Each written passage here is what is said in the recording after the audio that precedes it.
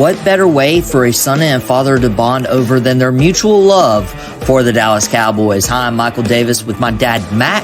We're a star-studded son and dad duo on the star-studded Cowboys Network, powered by Fans First Sports Network and Boom Broadcasting. And this is Dad and the Boys. The Dallas Cowboys are back, and so are we. It's Dad and the Boys. We got the Cowboys 49ers, an historic matchup, an historic rivalry this Sunday night, I believe. It's Sunday night football. Yep, Sunday night. Cowboys 49ers. We're off a bye week. Obviously had the Detroit Lions loss, but we had 2 weeks to fix it, and we also had 2 weeks to prep for a team that we're historically don't match up well against, but the 49ers are injured a lot. Hopefully the Cowboys are rested up. But Dad, when it comes to the bye week and everything, what do you expect to see from this team? Because we don't want a team who's just getting back into rhythm after a bye week and after a week off. We want to see some issues fixed and, see a good team moving forward. I hope they're not getting back into rhythm, because that rhythm wasn't that great. Let's face it.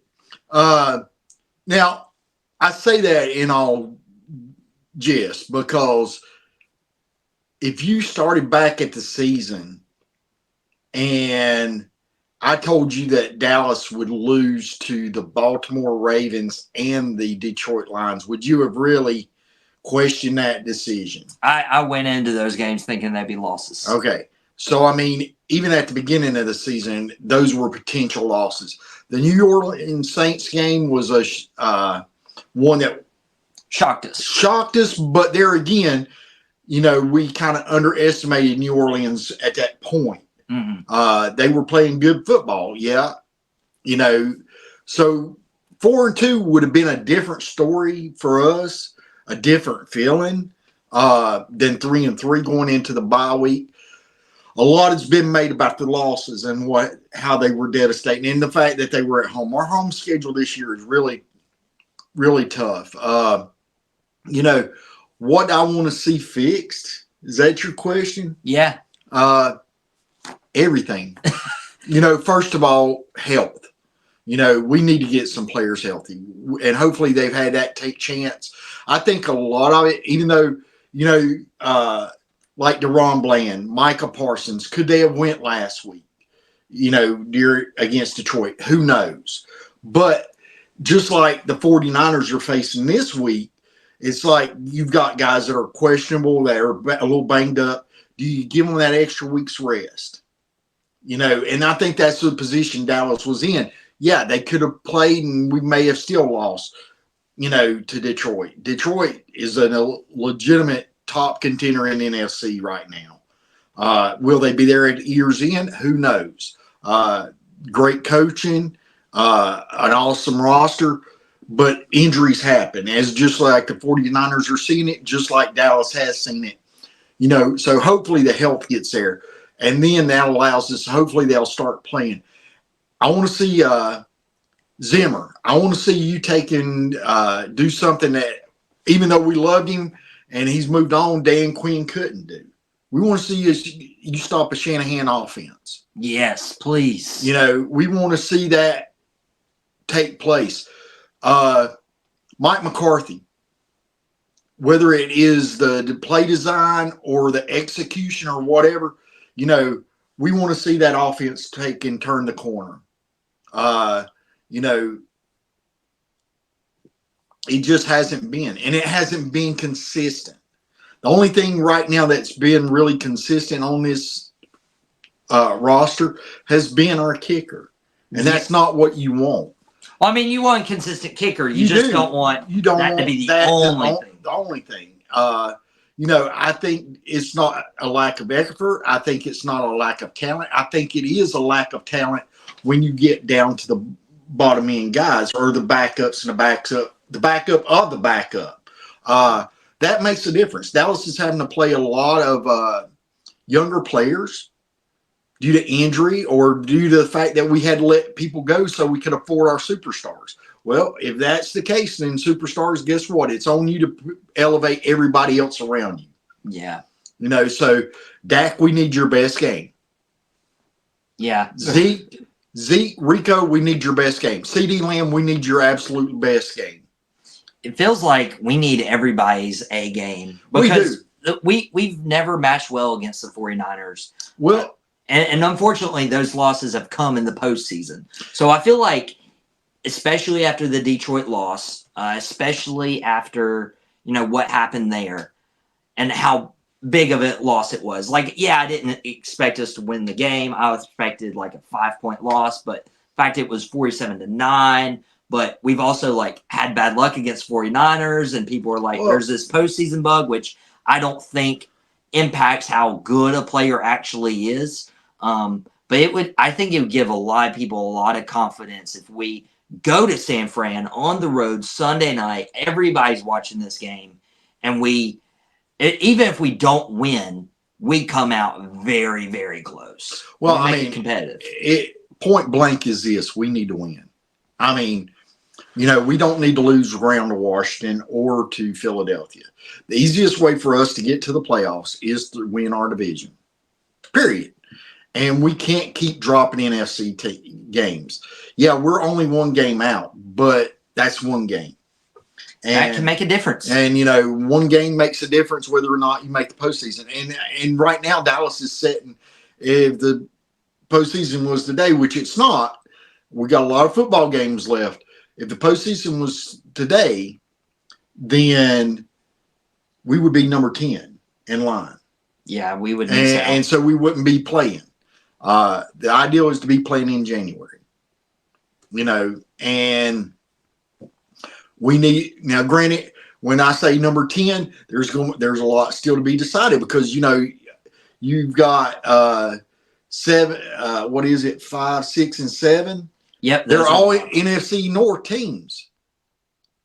Yeah. They're going to be beating up on each other. You got Detroit, you've got Chicago, you got Green Bay and Minnesota. There's going to be some losses there, folks. I mean, that's not going to be the end of all. Again, a lot of teams start hot in the beginning of the year, and then due to various reasons, injuries or whatever, teams start figuring them out. Hey, somebody puts a blueprint out there. This is how you beat this team, and other teams take notice. It happens. You look at just last year.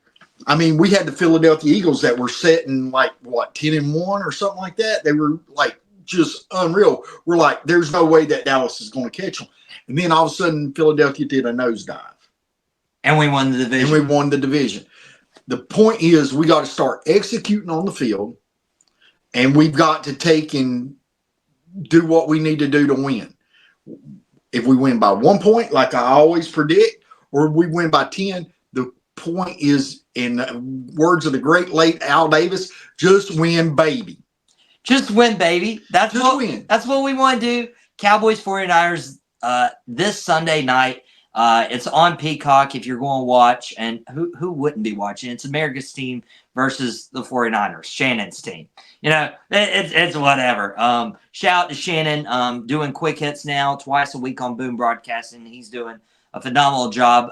Thank you, by the way, for helping cover for the weekend as I'm currently out of town. We actually had to record this the day prior this week to make sure we gave you guys your content for the Cowboys 49ers preview.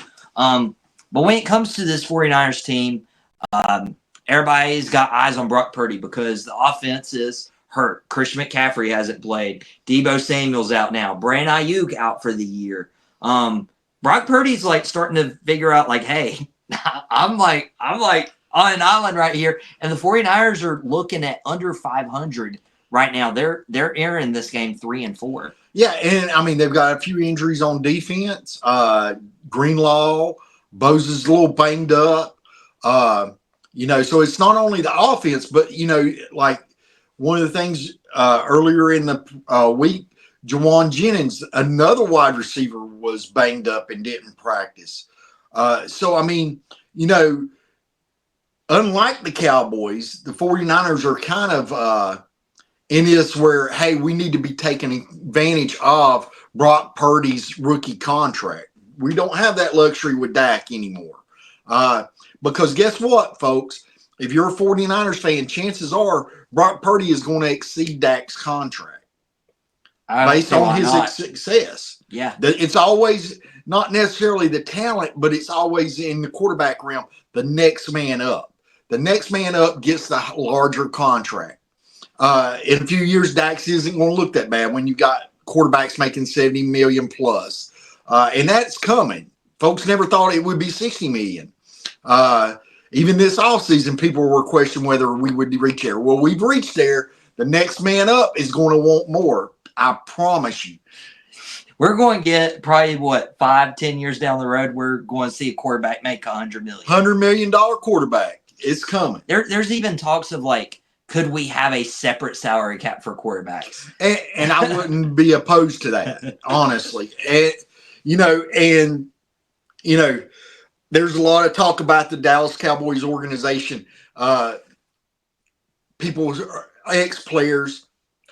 You know what I think about you, Dalton Schultz, by the way, and Jerron Kearse. You can go suck eggs like the late, great Terry Funk said.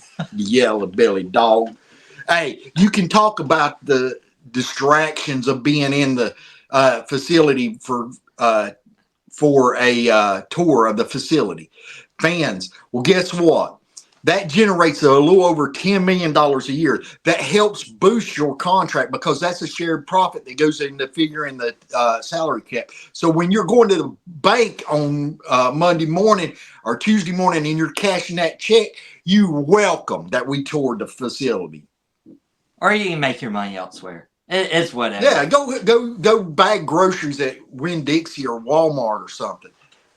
Yeah, and here another thing is we're going to have to start Brock Purdy. Brock Purdy's going to have to elevate an injury-riddled offense, but our offense got to start picking up the pace against this 49ers defense. Start gelling. But I think the key to that is establishing a run game and keeping it consistent throughout. I want to see Zeke. Zeke's dad talked this week. He's like, my son's not washed. I dare you to show me a film that, he is washed, and you can't because, from the very first play, he leaps over a guy. He hurdles him.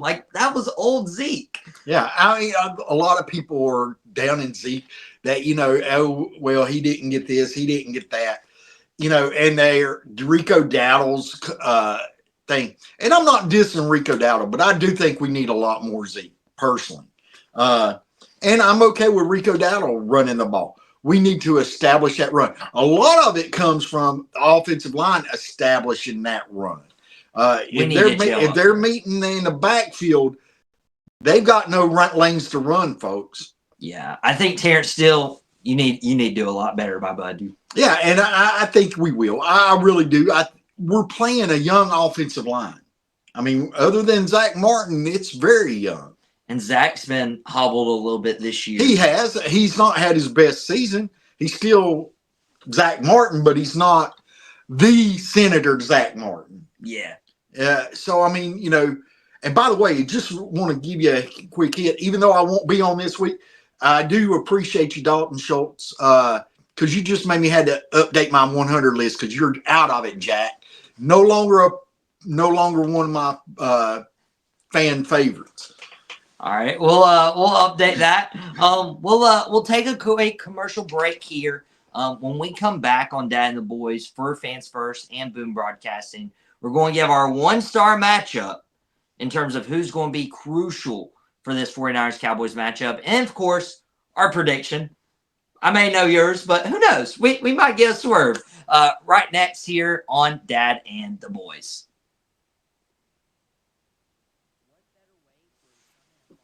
Welcome back to Dad and the Boys on Boom Broadcasting and Fans First Sports Network.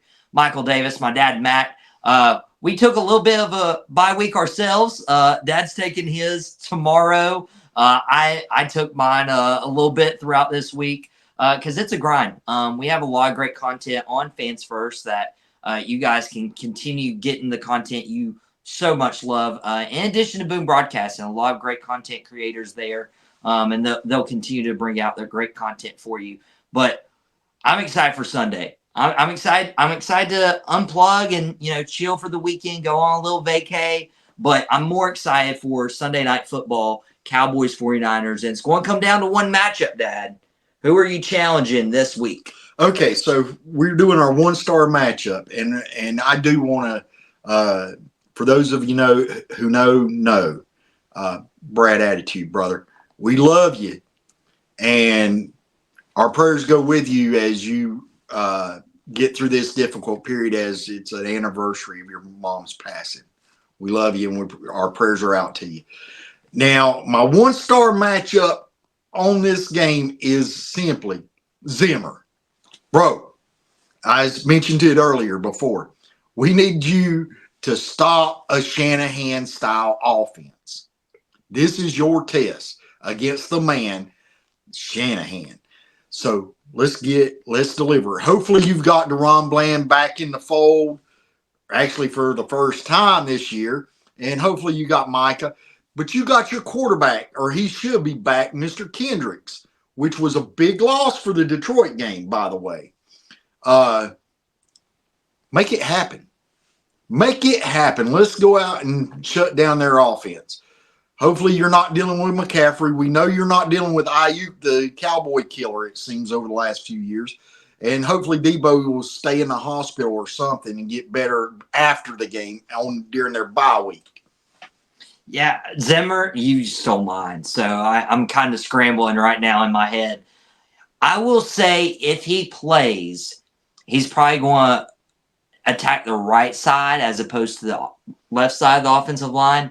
I'm going to say it's going to be Nick Bosa versus Terrence Steele. And I feel like I've called Terrence Steele out almost every episode just because, Steele, coming into the year before the Dak and the CD contracts, you had the 10th highest contract in franchise history.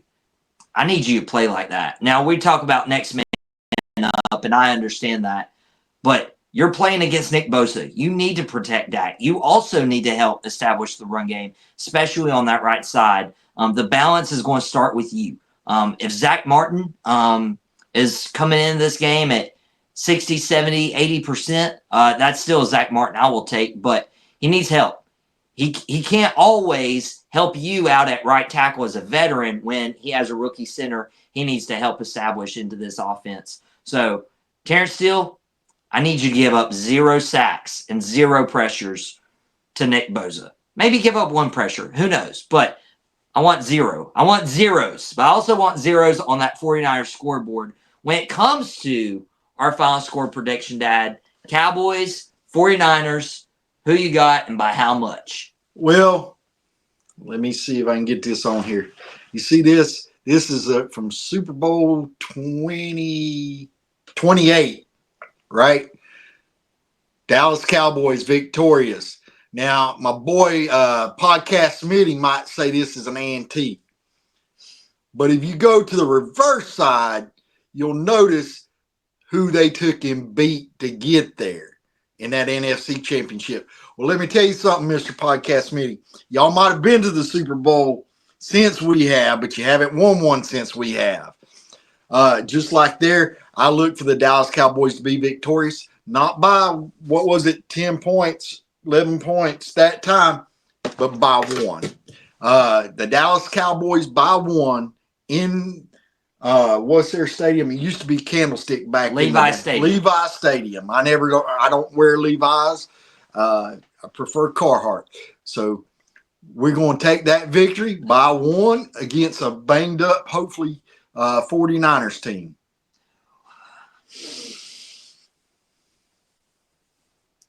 So there were adoption papers coming. There were adoption papers sent out. There were no takers. That's why we could do Dad and the Boys this week. There were a few family visits to where I had to go visit a few families over the last week or so. I never see us matching up well against the 49ers. So until Dallas can prove that they can beat San Francisco, I'll have to pick the 49ers to win the game, even though I hope I'm wrong. But I don't think I will be wrong. I think it's going to be San Fran by about 11 or 12 in this game. which seems like a lot, but compared to the Detroit game, it's not a lot, Dad. It's all right. We'll end the show. Guys, thanks for tuning in to Dad and the Boys. 23 episodes. We might make it to 24. It's probably not, by the way. This was the Rico Dowdle episode, by the way, and we hope Rico Dowdle runs all over that 49er defense. Podcast Smitty, we're rivals this weekend, but appreciate you stepping up for Boom. Guys. I'll let you finish. Because I don't know the line. Well, here it is. We will let you get back to your regularly scheduled programming. Thank you so much for watching Dad and the Boys on Boom Broadcasting, for listening to us on Fans First Sports Network through the Star-Studded Cowboys Network. And remember, this isn't our first rodeo, and we'll catch you here next time.